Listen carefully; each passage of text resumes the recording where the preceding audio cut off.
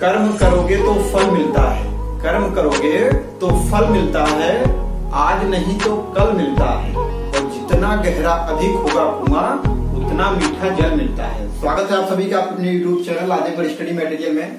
जैसा कि आपको मालूम है कि हम लोग कक्षा 12 गणित में प्रश्नावली 1.3 को हल कर रहे हैं, जो कि चैप्टर है हमारा संबंध एवं फलन, और इसमें भी हम लोग काफी क्वेश्चन हल कर चुके हैं इस प्रश्नावली में। तो हम लोग कहाँ तक हल किए थे, तो हम क्वेश्चन नंबर 9 तक इससे पहले हल किए थे। आज हम क्वेश्चन नंबर 10 से सॉल्व करना शुरू करते हैं। चलिए स्टार्ट करते हैं। क्वेश्चन नंबर 10 देखिए पहले से लिख दिए हैं ताकि टाइम बचे। तो देखिए क्वेश्चन नंबर 10 है हमारा कि मान लीजिए कि f from x to y, यानी कोई फलन हमारे पास f है और ये x से y में परिभाषित है, अर्थात f का जो प्रांत है वो x है और इसका जो परिसर है अर्थात इसका रेंज है वो कैपिटल Y है।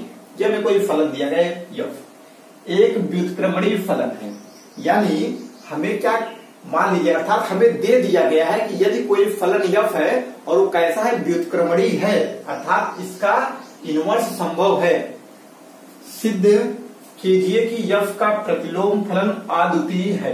कहने का अर्थ है कि यदि कोई फलन है हमारे पास और वो कैसा है, व्युत्क्रमणीय है, अर्थात उसका इनवर्स हम निकाल सकते हैं, तो जो इनवर्स निकलेगा वो हमेशा ही केवल एक होगा, यानी दो इनवर्स नहीं हो सकते किसी फलन के।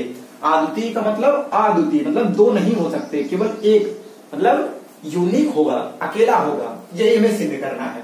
तो जैसे कोई फलन ले ले हम, मान लीजिए अगर हम ऐसे ग्राफ से ही दिखाएं, ये डायग्राम है 1 2 3 4 5 6, मान लीजिए इसका ये प्रतिबिंब है 1 का 5, 2 का 4 और 3 का 6।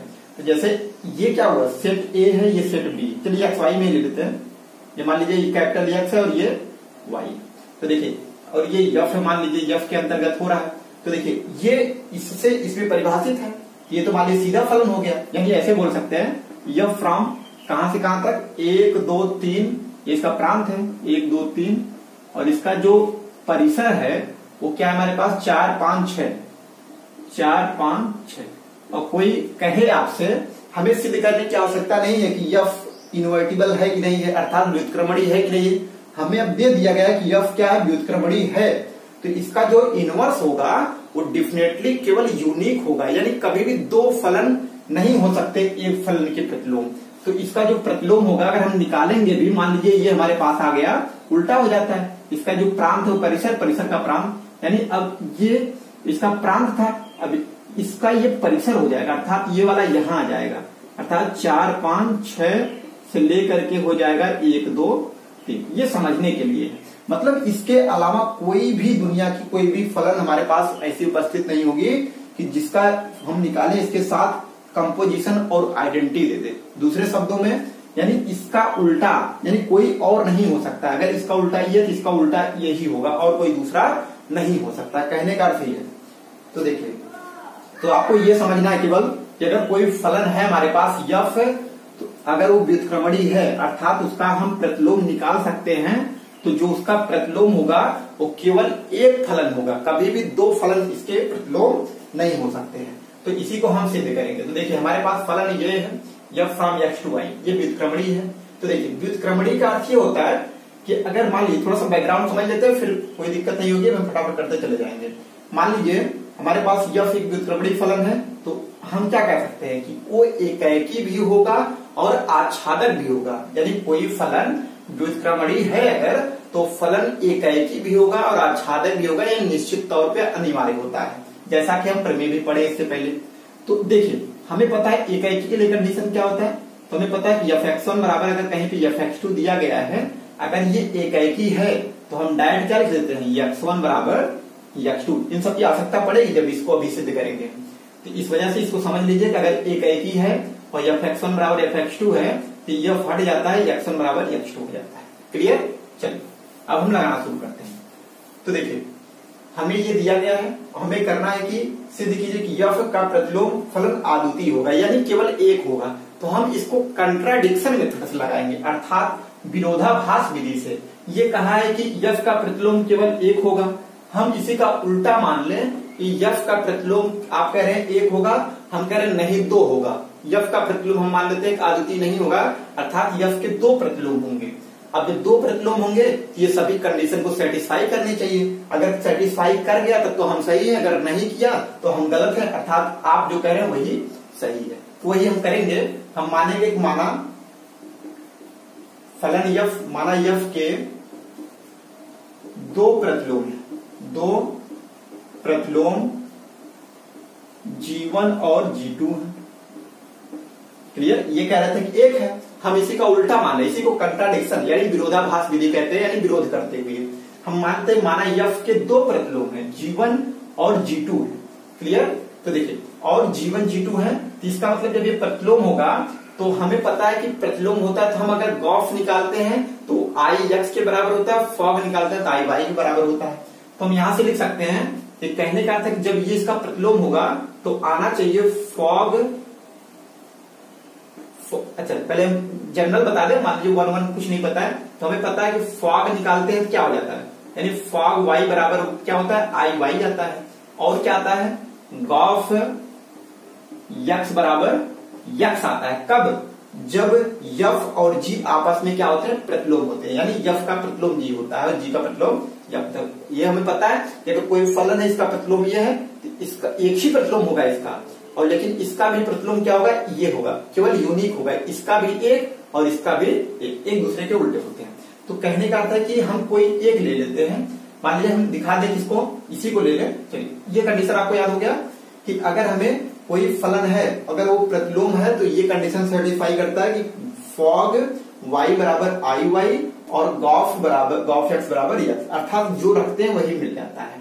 तो देखिए यहां से हम क्या करेंगे, यहां से हम देखिए फॉग y है ना, तो इसी को हम G1 और G2 लिए हैं, यही हम कर लेंगे फॉग 1 y बराबर फॉग, चलिए यही क्या आना चाहिए I y के बराबर आ जाना चाहिए। चलिए और क्या आना चाहिए, और आ जाना चाहिए कि फॉग 2 y बराबर भी कितना आना चाहिए I y के बराबर आना चाहिए। कहने का अर्थ ये है कि ये जो जब दो प्रतिलोम हैं तो हम फॉग निकालते थे तो I y के बराबर होता था, अर्थात फॉग 1 y निकालेंगे तब भी I y आना चाहिए और फॉग 2 y निकालेंगे तब भी I y आना चाहिए, अर्थात जो रख रहे हैं वही मिलना चाहिए, इसके लिए भी इसके लिए भी, तभी तो कहेंगे ना। तो देखिए हम लगाना शुरू करते हैं, तो देखिए ये इसके बराबर है ये इसके बराबर है, हम दोनों को आपस में बराबर कर सकते हैं, अर्थात कर सकते हैं फॉग 1y मतलब देखिए इसके बराबर ये है और ये इसके बराबर है, तो ये दोनों आपस में बराबर कर सकते हैं, यानी फॉग 1y बराबर हम लिख सकते हैं फॉग 2y। अब आप कहेंगे ये y क्या है, तो आप यहाँ पे दिखा सकते हैं कि जहां पे y क्या है, y बिलोंग कर रहा है किससे, इस कैपिटल Y से, यानी इसी का कोई अवयव है। अगर स्मॉल x होता है किसका अवयव होता है कैपिटल X का। तो बताइए हमें पता है कि यफ क्या है, यफ एकाएकी फलन है। क्यों? क्योंकि यफ एक व्युत्क्रमणीय फलन है तो यफ एकाएकी भी होगा। तो हमें क्या पता था, अभी हम लोग देखें कि यफ x1 बराबर अगर कहीं पे यफ x2 है तो हम डायरेक्ट क्या लिख देते हैं x1 बराबर x2 लिख देते हैं, लेकिन कब, जब यफ एकाएकी होता है। तो देखिए यहाँ पे भी यफ एकाएकी हमें पता है। अच्छा पहले इसको हम लिख लेते हैं ऐसे, यफ ओ को हटाते हैं ऐसे बना लेते कोष्टक, फिर G1 फिर y बराबर, फिर यहाँ पे भी यफ ओ को हटा देंगे, ये रूल है, इसको अब लिख लेते हैं जैसे लिखा जाता है, ये करेंगे फिर G2 फिर यहाँ पे y फिर कोष्टक बना देंगे। क्लियर? अब यफ जब एकाएकी है तो ये देखिए यफ हट करके ये आ जाएगा, ऐसे यफ हट करके केवल ये आ जाएगा, जैसे यहाँ हुआ है। तो ऐसे हम कर लेंगे G1y बराबर G2y। यहाँ पे हम लिख सकते हैं चूंकि यफ क्या है एकाएकी है, चूंकि यफ एकाएकी है इस वजह से ये कंडीशन सेटिस्फाई हो गया।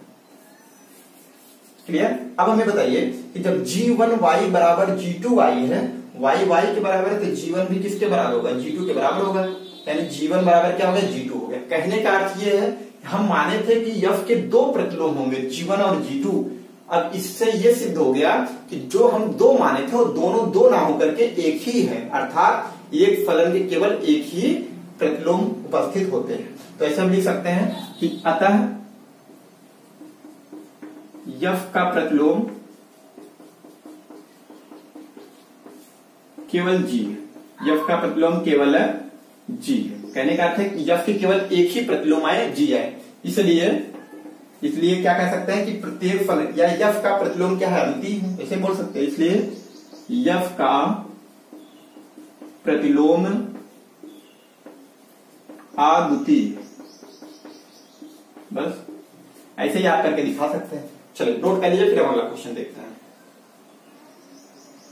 क्वेश्चन नंबर 11 कि हमारे पास एक फलन है यफ, वो दिया गया यफ फ्रॉम 1 2 3 टू ABC, यानी यफ का प्रांत है 1 2 3 और परिसर है A, B, C, और हमें दिया गया F1 बराबर A, अर्थात 1 का प्रतिबिंब A है, ऐसे ही F2 बराबर B, यानी 2 का प्रतिबिंब B है, ऐसे 3 का प्रतिबिंब C, यानी F3 बराबर C दिया गया। तीनों कंडीशन ये हमें दिए गए। आवश्यकता पड़ेगी तो हम F1 का मान A रख लेंगे, F2 का मान B रख लेंगे और F3 का मान C रख लेंगे। क्लियर।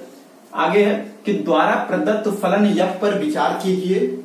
ये इस पे हमें क्या करना है, एनालिसिस करना है, विचार करना है कि यफ इनवर्स ज्ञात कीजिए। पहला काम कि हमें यफ इनवर्स ज्ञात करना है और सिद्ध कीजिए कि यफ इनवर्स जो हम निकाले हैं उसका भी इनवर्स निकाल दे तो हमें दिया गया फलन प्राप्त हो जाता है। कहने का अर्थ है कि अगर देखिए, अगर हम यहाँ पे हैं, यहां से यहां गए, फिर यहां से हमको यहां ना, तो हम अपने स्थान पर आप वापस आ जाएंगे। कहने का अर्थ ये है कि कोई फलन हमारे पास यफ है तो पहले हमको इसका इनवर्स निकाल देना है, अर्थात यहां से हम यहां पहुंच गए। क्लियर। फिर इसके बाद इसका भी उल्टा करना है, यहां से यहां, फिर से यही यफ हमको मिल जाएगा। यही काम करना है। तो हम निकालना शुरू करते हैं। तो देखिए रूल क्या होता है हमारे पास कि अगर इनवर्स निकालना है, किसी भी फलन का इनवर्स अगर निकालना है तो हमें क्या करना पड़ता है, हमें पता होना चाहिए कि वो फलन अगर 1 1 भी है और onto भी है तब तो उसका इनवर्स निकलता है, अदरवाइज कंडीशन यही फेल हो जाएगा कि उसका इनवर्स निकलेगा ही नहीं, अर्थात हमको फॉग ऑफ निकालने की आवश्यकता नहीं होती। यहां से हम देख सकते हैं कि एक यहाँ पे अगर 1 2 3 से बैक, इसका अर्थ ही यही है कि इसका अर्थ है कि 1 2 3 है ये और इधर ABC है, तो 1A 1 किसके साथ, A के साथ, 2 किसके साथ, B के साथ और 3 किसके साथ, C के साथ। तो ऑफकोर्स हम यहाँ से देख के बता सकते हैं कि दिया गया फलन एक ही आच्छादक है। एक अवयवों के जितने अवयव है सभी के अलग अलग एक एक प्रतिबिंब, और इधर जितने हैं सभी किसी न किसी अवयव के प्रतिबिंब है पहले वाले सेट के। तो इस वजह से ये क्या हो जाता है, एक ही तथा आच्छादक हो गया। चलिए ये तो समझ में आ गई हमको। अब आगे क्या करेंगे, द्वारा प्रदत्त फलन यफ पर विचार कीजिए, यफ इनवर्स ज्ञात कीजिए। कंडीशन एक हो गया कि 1 1 भी है और onto भी है। अब दूसरा काम क्या करेंगे, ये जो यफ इनवर्स होता है ना, ये एक्चुअली में ये जो यफ होता है इसी का उल्टा होता है। अर्थात अगर यफ ये है तो जो इसका यफ इनवर्स होगा, या फिर इसे जी मान सकते हैं। चलिए एक बार लिख लेते हैं इसे। यफ बराबर हमें दिया गया है 1 2 3 2 ABC, ये हमारे पास यफ है।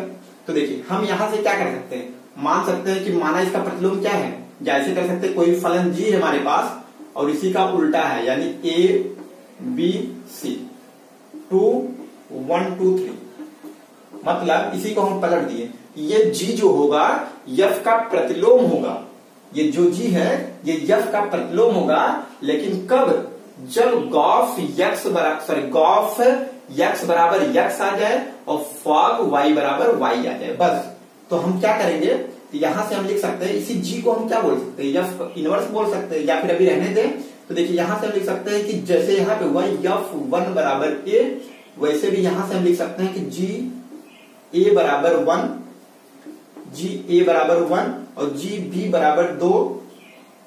GA बराबर कितना है, 1 है, और GB बराबर कितना है, 2, और GC बराबर कितना है, 3।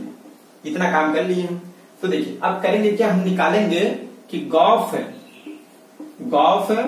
यक्स बराबर हम क्या निकालते हैं, ये आई यक्स आ जाए, और फॉग वाई बराबर निकालने क्या आ जाए, आई वाई आ जाए। तो तुरंत हम कह देंगे ये दिया गया जो जी हमारा यफ का इनवर्स होगा। तो अब यहाँ पे कैसे निकालेंगे, यहाँ पे कुछ तो है, यफ एक्स तो है, दिया नहीं गया, यफ एक्स यफ वाई जैसे निकालते हैं। तो ये तो हमें दिया गया, इसी से हमारा काम हो जाएगा। कैसे करेंगे, हम लिखेंगे जी, ओके, फिर ओ को हटा देते हैं, फिर यहाँ पे हम यफ यक्स रख लेते हैं। क्लियर। फिर लिखेंगे जी। अब बताइए कि यफ है और यक्स क्या क्या है हमारे पास, तो यक्स हमारे पास 1 2 3, सबसे पहले हम 1 रखेंगे, ये हो जाएगा यक्स। यहाँ पहले 1 रखेंगे, फिर 2 रखेंगे, फिर 3 रखेंगे। हम पहले 1 रख करके देखते हैं, तो F1 हो गया, फिर जी।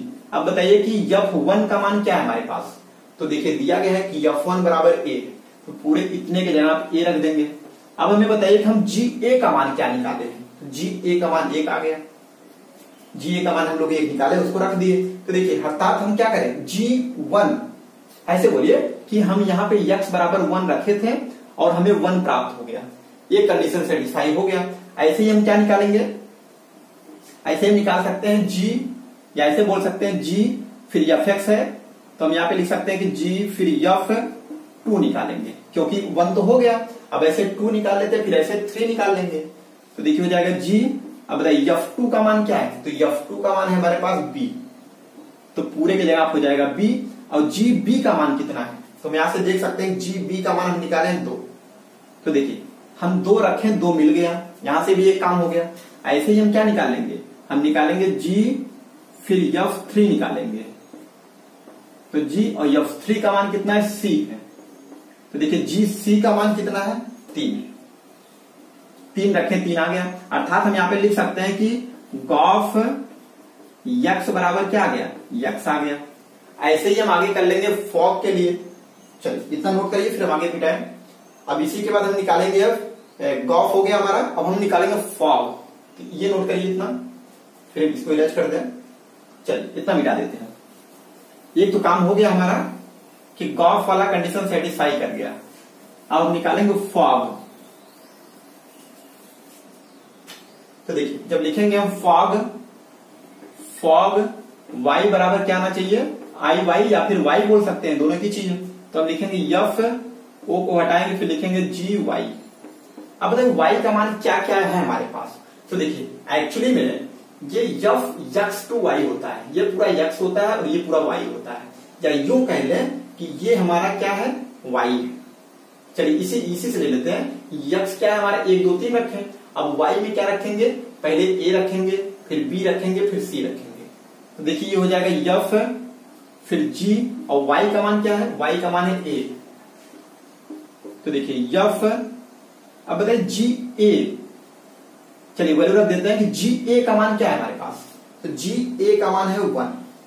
तो इसके यहां पर रख देंगे 1। और f1 का मान क्या है हमारे पास, तो f1 का मान यहाँ पे a। तो देखिए हम क्या किए, यहाँ पे देखिए a रखे थे और a हमें मिल गया, एक कंडीशन यहां से मिला। फिर ऐसे ही हम कर लेते हैं कि फॉग, हम निकालेंगे फॉग। अभी क्या निकाले थे हम, चलिए इसको हटा करके ऐसे लिखते हैं, या डायरेक्ट कर सकते हैं, यहां से भी करें या फिर यहां से उठा लें, कोई दिक्कत नहीं है। अगर हम ऐसे करेंगे फॉग टू नहीं, ए भी चल रहा है ना, तो फॉग जो यहाँ पे होता है उसी का प्रांत लिया जाता है, जी है ना, जी ये होता है, मतलब ये x to y है ना, तो g का जो प्रांत होगा ये y होता है। तो देखिए हम a ले चुके हैं, अब b लेंगे, फिर हम करेंगे f, o को हटाएंगे ऐसे, फिर g b। आप चाहे यहीं से रखना शुरू कर सकते हैं f, और g b का मान कितना है, g b का मान है 2, पूरे इतने के जगह हम 2 रख देंगे। अब f2 का मान कितना है, तो आप कहेंगे b। तो देखिए हम b रखे थे और b मिल गया, यहां से भी काम हो गया। ऐसे ही हम करेंगे कि f यानी फॉग, हम c निकालेंगे, तो f हो जाएगा, o हटेगा, कोष्टक बनेगा, इधर हो गया gc f, और gc का मान क्या है, तो gc का मान है 3, तो यहाँ पे हम 3 रख देंगे। तो देखिए f3 का मान क्या है, तो आप कहेंगे f3 का मान c है, जिसको हम c रख देंगे। तो देखिए c रखें, c मिल गया। अर्थात हम कह सकते हैं कि फॉग y बराबर क्या आ गया, y आ गया, या आई वाई बोल सकते हैं, दोनों एक ही चीज है। तो देखिए यहां से हम कह सकते हैं, इसलिए देखिए कंडीशन सेटिस्फाई हो गया कि गॉफ x बराबर x और फॉग y बराबर y आ गया। इसलिए g क्या है, g f का प्रतिलोम है, g f का प्रतिलोम है। यह ऐसे लिख सकते हैं, या फिर दूसरे शब्दों में कि f इनवर्स बराबर g, या ऐसे कर दे, या फिर ऐसे कर सकते हैं कि देखिए क्या क्या आया हमें, ये g क्या एक्चुअली में ABC है, ABC 2 1 2 3, इसको भी लिख सकते हैं, चाहे तो आप ऐसे दिखा दें या फिर खाली कर दें कि f इनवर्स बराबर क्या आ गया हमारे पास, g आ गया। आप चाहे तो ये लिख के छोड़ दें या फिर ये पूरा लिख दें। चलिए इतना नोट करिए, फिर हम अगला वाला पार्ट सिद्ध करते हैं, f इनवर्स का इनवर्स f होगा। वैसे एक्चुअली में इसकी आवश्यकता पड़ेगी ना, हाँ, तो हम यहाँ पे एक काम कर लेते हैं ना, इतना समझ लेते हैं ये क्या हुआ, इसके आगे हम इसकी मदद से आगे बढ़ेंगे, क्योंकि f इनवर्स का हम इनवर्स निकालेंगे। तो f इनवर्स, चलिए हम काम करें तो इसी को f इनवर्स बना देते हैं। इतना नोट कर लीजिए, फिर हम आगे बताते हैं। आगे तो देखिए इतना तो काम हो गया। यफ इनवर्स याद कीजिए और यफ इनवर्स हम निकाल चुके हैं। वो क्या आया था हमारा, ये आया था। हम इसी को चाहे तो ऐसे लिख सकते हैं, यफ इनवर्स क्या एक्चुअली में ये जी था हमारा। हम चाहे तो ये लिख सकते हैं या फिर ये कर सकते हैं। तो यहां से बताइए हम क्या लिख सकते हैं। यहां से हम लिख सकते हैं यफ इनवर्स ए बराबर 1, इन अदर वर्ड जी ए बराबर 1, जी बी बराबर 2, जी सी बराबर 3। ये कर सकते हैं। तो जो हम मन करे वैसे कर सकते हैं। तो एक काम करिए, इसको रहने दीजिए, भी जैसे आवश्यकता पड़ेगी वैसा हम कर लेंगे। तो देखिए हमको करना क्या है, हमें करना है कि इसी जी का इनवर्स निकालना है, या फिर बोल सकते हैं जी किसके बराबर है, यफ इनवर्स के बराबर है। इसी यफ इनवर्स का इनवर्स हमें निकालना है। क्लियर। तो हम एक काम कर लेते हैं ना, तो कुछ भी कर ले, क्या कर ले, क्या मान ले, आसानी रहेगी। तो जी और यफ तो मान ही चुके हैं। तो हमें एक्चुअली में अब निकालना है ये कि जी का इनवर्स। चलिए मान लेते हैं कि माना यफ इनवर्स बराबर, यानी जो यफ इनवर्स का इनवर्स आएगा ऐसे बोल सकते हैं। माना यफ इनवर्स बराबर क्या आएगा, आप मान सकते हैं कि यच आ जाएगा। फिर से समझिए, आप एकदम माइंड में फीड कर लीजिए कि यफ इनवर्स क्या है, जी ही है। यानी यफ इनवर्स और जी एक ही चीज है। तो हम यफ इनवर्स का इनवर्स निकाले, यच आ जाए, या दूसरे शब्दों में बोल सकते हैं हम कि यफ इनवर्स किसके बराबर है, जी के बराबर है। पूरा इसके जगह हम जी रख सकते हैं और जी इनवर्स बराबर क्या लिख सकते हैं हम, यच मान लिए हैं ऐसा। और तो बताइए ये एक्चुअली में किसके बराबर आएगा, जब यफ था यहां से यहां तक परिभाषित था, तो इसका इनवर्स निकाले तो यहां से यहां हो गया, अर्थात इसका उल्टा हो गया। ऐसे ही जब हम इसका इनवर्स निकालेंगे तो यहां से यहां था, अब यहां से यहां हो जाएगा, अर्थात जो चीज यहां था अब उल्टा हो जाएगा, इंटरचेंज हो जाएगा, ऐसे कह सकते हैं। तो देखिए इसका जी का जो प्रांत था एबीसी, अब इसका परिसर हो जाएगा, और इस जी का जो परिसर था इसका प्रांत हो जाएगा, अर्थात 1 2 3 2 क्या हो जाएगा। चलिए इसको हम कोलन लगा देते हैं सिंबल, और ये किसके बराबर हो जाएगा, एबीसी बराबर हो जाएगा। इसमें कंफ्यूजन कोई बात नहीं है, ऐसा नहीं बहुत ज्यादा लिखा गया, इसमें कुछ है ही नहीं। केवल क्या समझना आपको कि यफ इनवर्स बराबर क्या था, जी। हम क्योंकि जी माने थे और जी क्या निकला है, यफ का इनवर्स ही निकला है, उसको हम यफ इनवर्स बराबर दिखा दिए। अब हमें निकालना है कि इस यफ इनवर्स का भी इनवर्स जो होगा वो यफ के बराबर होगा। तो हम यफ इनवर्स को क्या मान लेते हैं, सॉरी यफ इनवर्स तो जी है ही, अब यफ इनवर्स का जो इनवर्स होगा उसको हम इतना बड़ा ना लिखना पड़े, इस वजह से इसको हम यच बना दिए। क्लियर। तो हाँ ठीक है, यच बना दिए। अब इसी यच जो हमारा निकला है, ये यच इसका इनवर्स अपने आप से लिख दिए हैं, लेकिन ये कब सेटिस्फाई करेगा, जब जैसे हमारे पास गॉस फॉर्म निकालते थे, अब ये हट गया, जी का काम खत्म, अब खाली हमारे पास यफ है और यच है।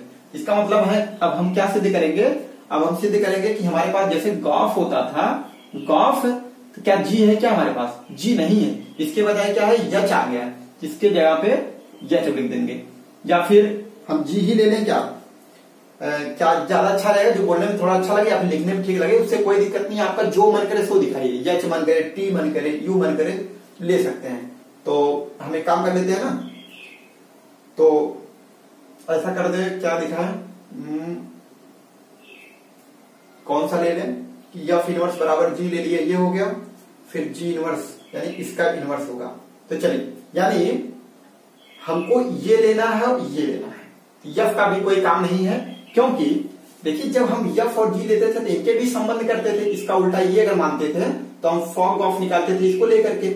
जब इसका उल्टा हम ये मान लिए हैं तो इन दोनों को एक साथ लेके हम आगे बढ़ेंगे। अर्थात हमें क्या करना है, हमें इन दोनों को साथ लेके चलना है। अर्थात हमें क्या करना है, गॉफ, जैसे हम गॉफ निकालते थे तो अब यफ ना हो करके हमारे पास क्या है, हमारे पास है यच, यच है, गौह और क्या है हमारे पास, और यच ओ जी, हॉग है। हमारे पास दो टर्म है, कौन कौन, अच्छा जी और यच का आपसे हम कहें कि आप इसका संयोजन करिए तो आप कैसे कर सकते हैं, या तो जी ओ यच लिखेंगे या फिर यच ओ जी लिखेंगे, वही तो लिखे। तो बताइए यच का जो प्रांत है वो क्या है, ये 1 2 3, और इसका जो जी का प्रांत है वो क्या है हमारे पास, एबीसी है। क्लियर। इसका मतलब है कि हम ऐसे कर सकते हैं, ये एक्चुअली में क्या है, यच का जो प्रांत है वो क्या है, तो यच का जो प्रांत है 1 2 3 है, और 1 2 3 क्या है, यक्स है, यफ, यक्स टू आई बोलते हैं ना, यफ, यानी गौह यक्स बराबर हम क्या ला दें, यक्स ला दें। और हॉग और जी क्या है एक्चुअली में, जी हमारा ये है, जी का प्रांत क्या है, एबीसी, और एबीसी क्या है एक्चुअली में ये, और इसका ये परिसर अर्थात वाई है, ये ला दे, काम हो जाएगा हमारा। इसको हम अगर यक्स मान ले, इसको वाई मान ले, बस हो गया काम। तो देखिए इसी का हम कंपोजिशन निकालेंगे, तो हम थोड़ा सा यहाँ पे लिख देते हैं तो ज्यादा अच्छा रहेगा। तो देखिए यहां से हम लिख सकते हैं कि जी ए बराबर कितना है, 1 है, यहीं पे दिखा दें। हम डायरेक्ट में लिख सकते हैं कि जी ए बराबर 1, जी ए बराबर 1, और जी बी बराबर कितना, देखिए जी बी बराबर 2, ऐसे ही जी सी बराबर कितना होगा, तो आप कहेंगे 3 होगा। क्लियर है। ऐसे यहां पे कर सकते हैं कि यच 1 बराबर ए, यच 1 बराबर ए, और यच फिर 2 बराबर बी, और यच 3 बराबर सी। इतना क्लियर है। चलिए निकालना शुरू करते हैं। तो हम लिखेंगे कि जी ओ हटाएंगे, फिर यच, फिर देखिए यहां पे लिख सकते हैं कि ये ओ हट गया, कोष्टक बन गया, फिर यच फिर यक्स, तो जी। अब बताइए यच, और यहां पे यक्स का मान रखेंगे कितना, तो यच का जो प्रांत है, यच का प्रांत कितना है, 1 जी। अब बताइए यच 1 का मान कितना है, तो यच 1 का मान है 1, इसके लिए आप ए रखेंगे। अब बताइए जी ए का मान कितना है, तो जी ए का मान है 1, तो देखिए हम 1 रखे थे, 1 मिल गया, एक काम हो गया। ऐसे ही हम कर लेंगे कि जी, चलिए जी यहां से लिख सकते हैं कि जी फिर यच फिर 2 निकाल लें, तो ये हो जाएगा जी, और यच 2 का मान कितना है, यच 2 का मान है हमारे पास बी, तो जी बी का मान क्या है, तो जी बी का मान यहां पे निकाले हैं 2, देखिए 2 रखे 2 मिल गया। ऐसे ही हम निकाल लें कि जी फिर यच 3, जी और यच 3 का मान कितना है, तो सी है, और जी सी का मान कितना है, तो जी सी का मान 3 है, अर्थात हम 3 रखे 3 मिल गया। यहां से हम कह सकते हैं कि गौह यक्स बराबर क्या आ गया, आई यक्स आ गया, या फिर यक्स बोल सकते हैं। क्लियर। तो आप इतना नोट कर लीजिए, फिर हम आगे मिटा करके बताते हैं। चलिए इसको मिटा देते हैं, एक तो काम कंप्लीट हो गया।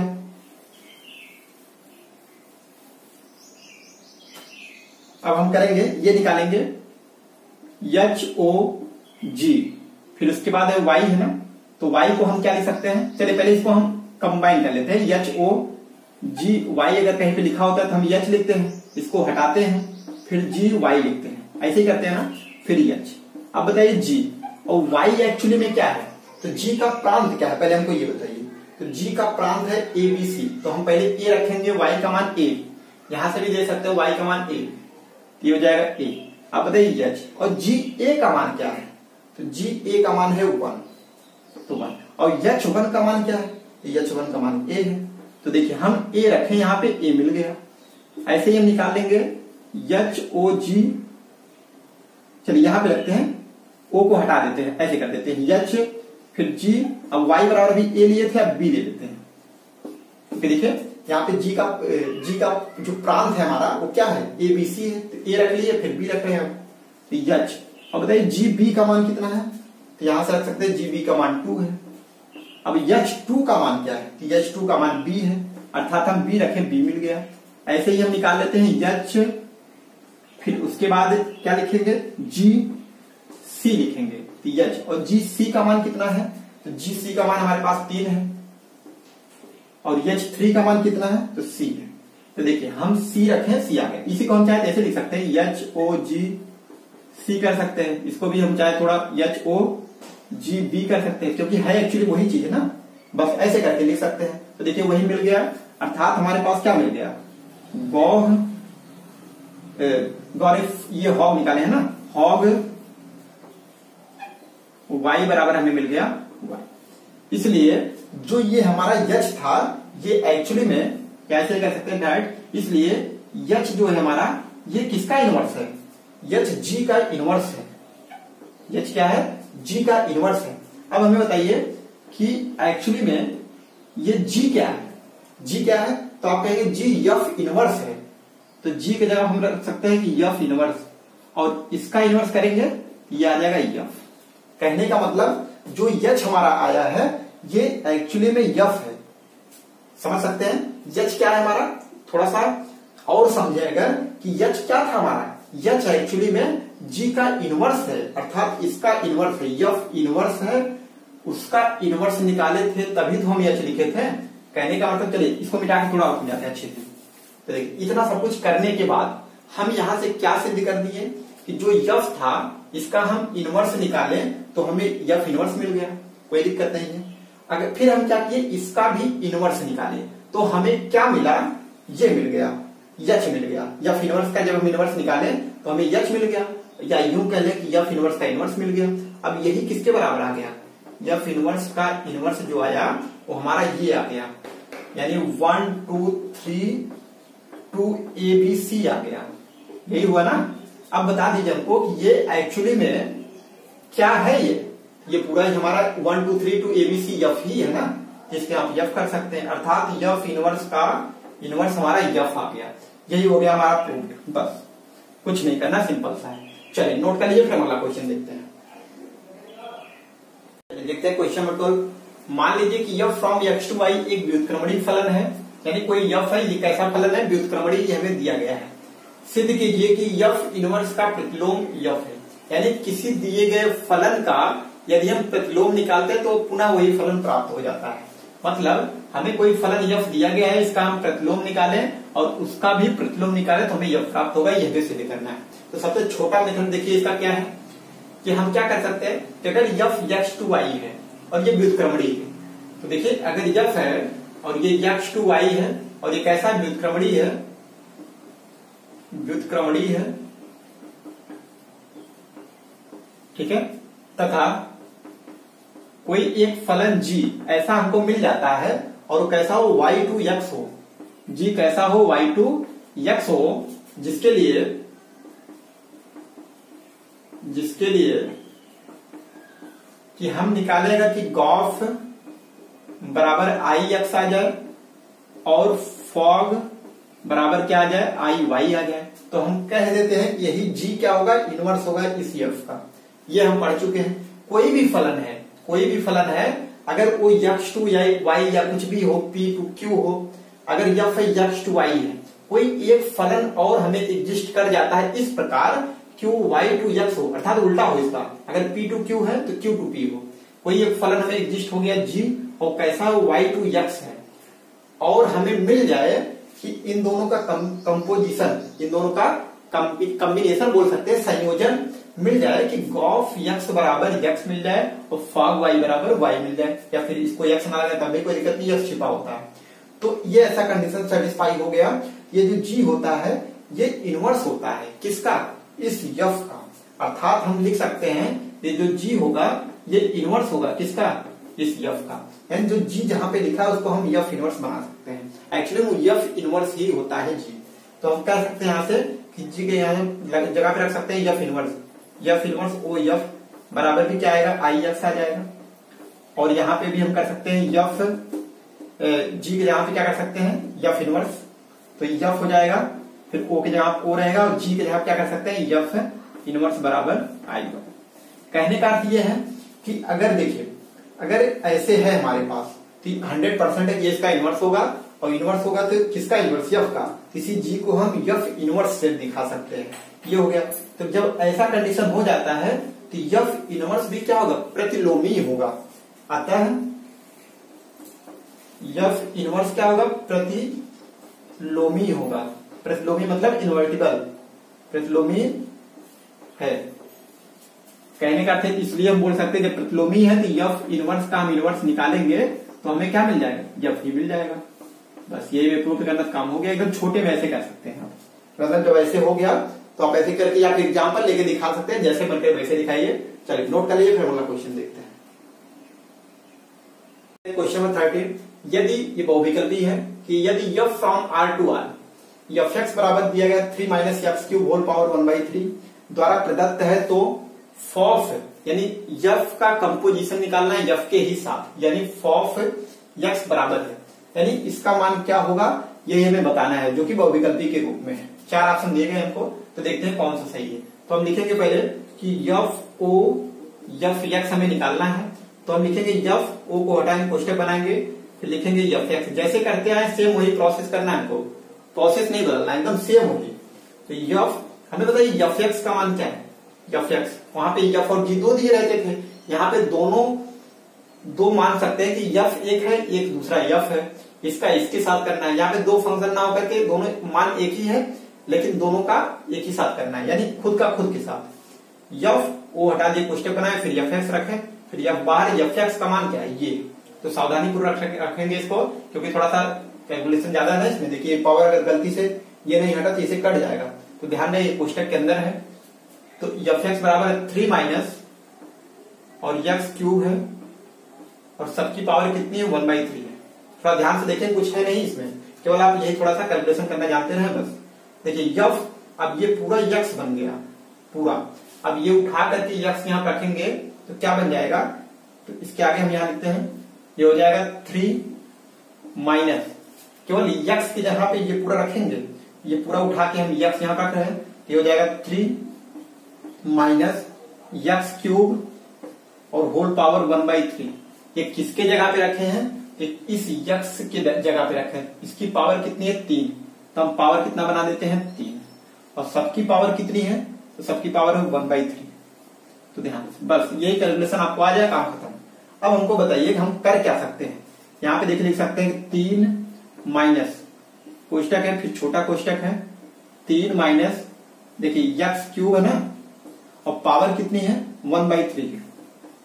देखिए अगर ये ए है पूरा, a power m whole power n है, ये इसके साथ गुणा हो जाएगा, यानी 3 कर जाएगा, तो हम लिख सकते हैं गुणे 3 और होल पावर कितना 1/, देखिए इससे कैंसिल हो गया।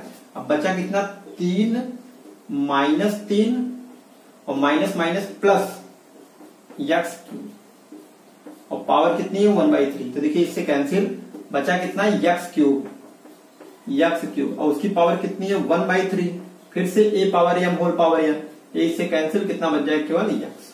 तो बताइए ऑप्शन कौन सा सही है, तो ऑप्शन नंबर सी सही है।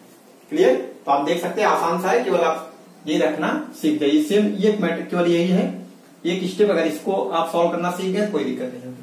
चलिए नोट करिए, फिर 14वां देख लेते हैं। क्वेश्चन 14, मान लीजिए कि एफ एक्स बराबर 4x अपान 3x प्लस 4 द्वारा परिभाषित एक फलन f from r minus 4/3 to r है। इतना लिखने का अर्थ यह है कि जो एफ एक्स है हमारा 4x अपान 3x प्लस 4, यानी अगर x का मान आप रख देंगे क्या, देखिए 3x प्लस 4 बराबर 0 अगर कर देंगे हम, तो यहां से निकलेगा कि 3x बराबर -4, यानी x बराबर -4/3, यानी x का मान -4/3 नहीं होना चाहिए। यही बोल रहा है कि f का जो पूरा प्रांत है ये रियल नंबर वास्तविक संख्याओं का समुच्चय है, लेकिन इसमें से क्या नहीं होना चाहिए, यही -4/3 नहीं होना चाहिए, नहीं तो ये मान क्या हो जाएगा अपरिभाषित आ जाएगा। बस इसका लिखने का मतलब ये है, और इसका जो परिसर है वो कुछ भी हो सकता है, set of real number. Clear, आगे है कि f का प्रतिलोम अर्थात g, हमें जो f का प्रतिलोम है वो g निकालना है, और उसका जो प्रांत हो क्या है, f का परिसर है, क्योंकि पूरा r तो हो नहीं सकता है, इसका जो प्रांत है g का वो f का परिसर है, और इसका जो परिसर है इसका f g का वो r -4/3 है। निम्न में से किसके द्वारा प्राप्त होगा ये हमें बताना है, यानी f का जो प्रतिलोम है वो g निकलेगा, और ये g किसके बराबर होगा ये हमें बताना है। तो हमारे पास 4 ऑप्शन है, तो इनमें से कोई एक होगा। तो हम कैसे लगाते हैं, तो हमें पता है कि एफ एक्स को हम y के बराबर लिखते हैं। तो मान लीजिए ऑप्शन नहीं दिया हमें, तो हम लिखेंगे एफ एक्स को y के बराबर, ये है 4x अपान 3x प्लस 4। तो हम करते क्या है कि इस एफ एक्स को y के बराबर लिखते हैं, फिर y का मान x के पदों में है, हम x का मान y के पदों में निकालते हैं। तो क्रॉस मल्टीप्लाई करेंगे, 3x गुणा, ये हो जाएगा देखिए 4x गुणा कर दीजिए, 4x बराबर, ये हो जाएगा 3xy प्लस 4y। तो हमें x चाहिए, देखिए हम इसको इधर कर लेते हैं, और x हो जाएगा कॉमन, ये हो जाएगा 4 माइनस, फिर x कॉमन हो गया 3y, यानी 4 माइनस 3y बराबर कितना 4y। यहां से हो जाएगा x बराबर 4y बटे कितने आ जाएगा 4 माइनस 3y। तो देखिए ये क्यों दिया गया था, अब इसका भी पता चल जाएगा यहाँ से। तो देखिए x हमारा अनडिफाइंड हो जाएगा, यक्स क्या हो जाएगा, अनडिफाइंड हो जाएगा। कब, जब 4 माइनस 3y बराबर 0 करेंगे तो y बराबर कितना आ जाएगा, 4/3 आ जाएगा। कितना आ जाएगा, देख सकते हैं कि छूटत नहीं है। यक्स बराबर कितना आ जाएगा, y 4y/4 माइनस 3y। तो यफ माइनस यफ से लेकर के r माइनस -4y, ठीक तो है। हाँ, फिर मतलब ये यक्स y क्या होना चाहिए, तो यहां से अगर हम लिखें तो 4 माइनस 3y बराबर 0, तो y बराबर 4/3 होगा। तो 4/3 होगा, ये तो हमें कहीं नहीं लिखा है क्या, एक सेकंड थोड़ा देखिए, -4/3। चलिए इसका कोई काम नहीं है, मतलब ये नहीं दिया तो हम इसको लेंगे नहीं, जान दीजिए। नहीं तो हम चाहते हैं कि यहाँ पे लिख सकते हैं कि y जो हमारा y है ये क्या नहीं होना चाहिए, 4/3, इसके लिए नहीं होना चाहिए। और यहाँ पे यक्स क्या नहीं होना चाहिए, -4/3 नहीं होना चाहिए। अगर ये सब ना भी समझे कोई दिक्कत नहीं, इसकी कोई आवश्यकता नहीं है। तो आप इतना समझ गए, यक्स बराबर ही होगा। और यही यक्स को हम क्या लिखते हैं, GY के बराबर लिखते हैं। यानी GY क्या आ गया हमारा, 4y/4 माइनस 3y, ये आ गया। अब आप चाहें तो यही आंसर देखें कौन सा इसमें है, तो 4y/3 माइनस 4y कौन सा है, 4y/4 माइनस 3y कौन सा है, ऑप्शन नंबर बी आ रहा है क्या, 4y/4 minus 3y, option number B आ रहा है। तो देखिए हम चाहे तो यहीं पे आंसर टिक कर दे अगर बहुविकल्पी है तो, नहीं तो अगर बहुविकल्पी नहीं है तो हम अगर इसको सॉल्व करेंगे तो देखिए ये GY इनवर्स तभी होता है f का, जब हम आगे क्या ऑपरेशन करते हैं, एक और संक्रिया करते हैं कि हम निकालते हैं गॉस x बराबर x आ जाए और फॉग y बराबर y आ जाए, तब हम कहते हैं कि ये हमारा GY f का इनवर्स होगा। आप चाहे इसको दिखा सकते हैं, लेकिन बहुविकल्पी है तो हमको केवल टिक करना है, तो आप केवल ये टिक कर लीजिएगा ऐसे करके। यानी आप यहाँ से x का मान निकाल लेंगे y के पदों में, जो आएगा वही इसका इनवर्स हो जाएगा। लेकिन अगर लगाना होगा सवाल तो आप ऐसे इसका गॉस निकाल लेंगे, वो x के बराबर आएगा निश्चित तौर पे, फिर फॉग निकालेंगे तो ये भी y के बराबर आएगा, क्वेश्चन हो जाएगा सॉल्व हमारा। तो इसके अनुसार हमारा ऑप्शन नंबर कौन सही हो गया, ऑप्शन नंबर बी। चलिए तो आज के लिए बस इतना ही, तो इसको नोट कर लीजिए, फिर अगले पार्ट में आगे क्वेश्चन सॉल्व करेंगे।